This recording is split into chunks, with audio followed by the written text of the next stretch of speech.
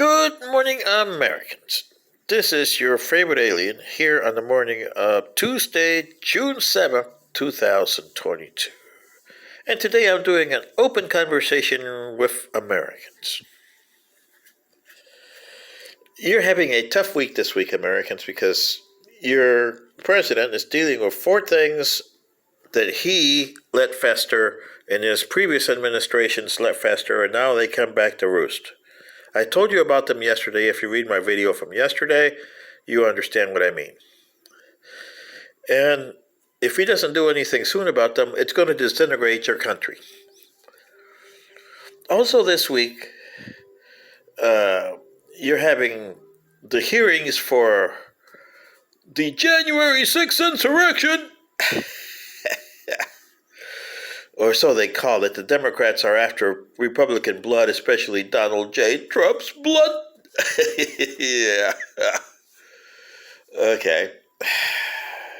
The problem is most of you won't listen to this, and it's on every channel except Fox News. The local channels will have it. Cable channels will have it. I bet you MSNBC will have it. CNN almost definitely. They're the charge. They're the linchpin of this. And, your regular ABC, NBC, because all the networks are carrying it, except for Fox News Channel, which is, oh, well, we got to support our Republicans and Trump. Yeah. And they're both wrong. Me, I'm not going to listen to them because it's just the same old, same old. Sure, it was an embarrassment to the United States what happened on January 6th. And you can blame Donald Trump, you can blame the Republicans, but you got to blame yourselves.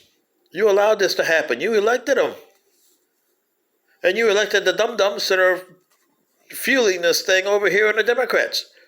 The answer to your problems is not Democrats and Republicans, Americans. It's yourselves.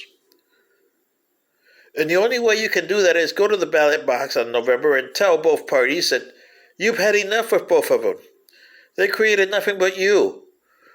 I mean, the Democrats can say everything they want about that, but they instigated this fuel crisis without even realizing what they were doing.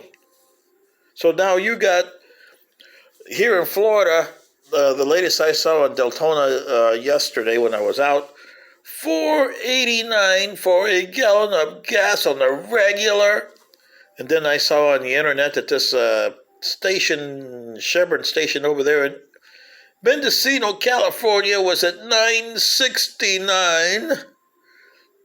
And maybe that's updated. Maybe it's $9.70 something now, but that's what it was, $9.69 when I saw it a couple days ago on the internet. Where is the you Americans that don't listen to me? And because I can't do nothing about this for you guys. It has to come from you. You have to decide what you want, but you have to change your culture. As President Jefferson said one time about your Constitution, when James Madison presented to him that they had voted and that's what they got, he said, quote, "A half a loaf is better than no loaf at all," which meant that you had to fix the other half a loaf to make it better. But you Americans have dwindled it. You don't even have a heel of a bread anymore. Knowing by what the Supreme Court's trying to do with Roe versus Wade. Is Roe versus Wade perfect? Absolutely not. But it does meet a need in your country. And in your country, you have to set up a culture. What is it to be American? And you have to mirror it to humans. What is a human culture? No nation state on this planet has a human culture at all. They all have their political, ideological, and religious and biases, as in we discriminate against this, we discriminate against that, we are prejudiced, we are racist. Everybody has the same problems, whether they want to admit it or not. Even the so-called good countries like Finland, Sweden,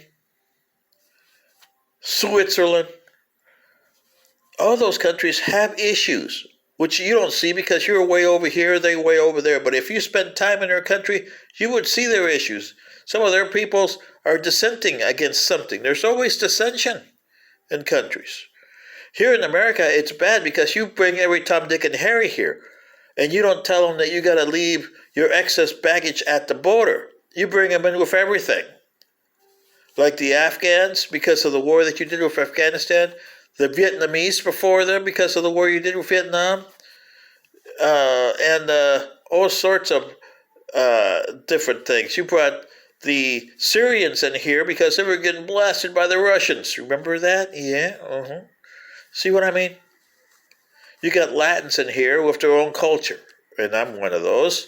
But I left my excess baggage at the border for my host here. Will you? No. But that doesn't mean that you guys that are here legally and illegally, that doesn't mean you, when I mean leave your excess baggage at the border, your ancestry you keep. And you share it with your descendants. Meaning that you have to say, oh, well, you came from Central America, you came from Africa, you came from Asia, South America. And then you take that and share it with your descendants and say, this is the way it was back then. But we didn't have a human culture. Here in America, we decided to form a human culture. We gave up a lot. We gave up who we were to become humans. We didn't give up what we were. We still have the ancestry, and you still have some of the ancestry stuff that will be included in the new system. There's always inclusion in the new system. Look at you guys, Americans. You not only have British, you have some of the Romans, some of the Greek, some of the Muslims are included in your system. Like it or not, there's a lot of Muslims, Islamic, that is included in you. And there's a lot of Japanese because of your 70 years that's included in your system. You like hibachi food, right?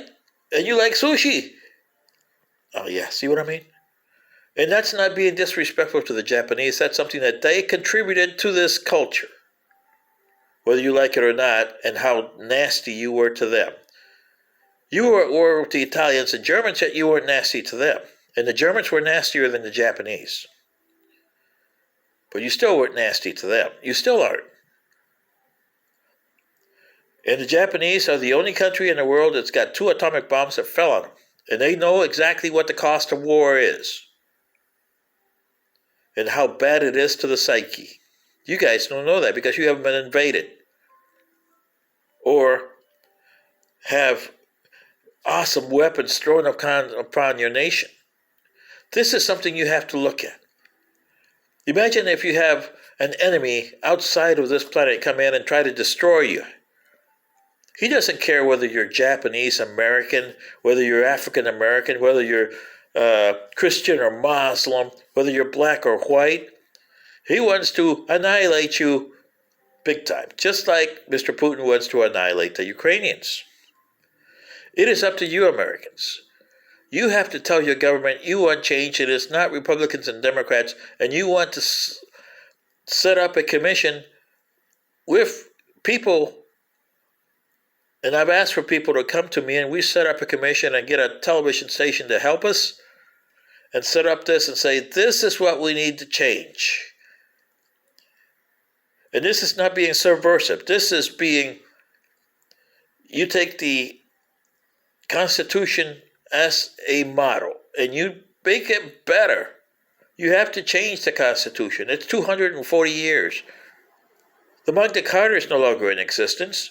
Heck, the British had to change it in 1688, and a bunch of times between 1300 and 1688, they changed that thing. And then they have changed 1688 between there and now with the Glorious Revolution. Look at how many republics the French have had since the 1789 revolution.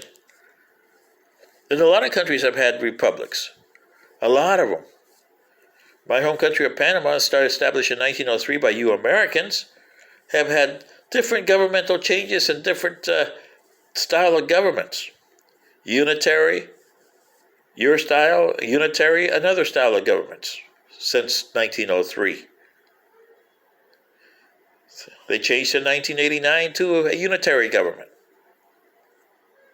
and a one-house legislature. Seems to be working for them.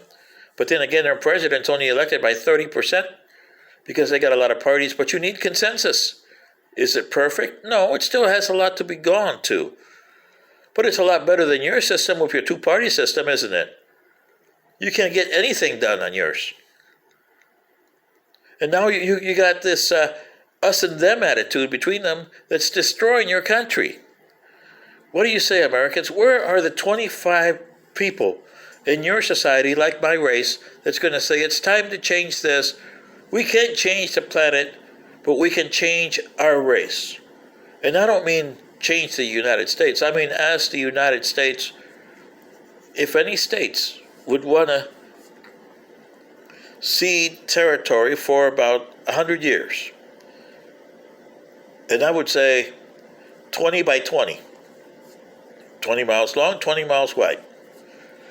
And we establish, or you establish, pardon me, because it's your thing, I won't be here, it's your thing, or you establish this kind of government and call it something like the United Terran Federation, UTF.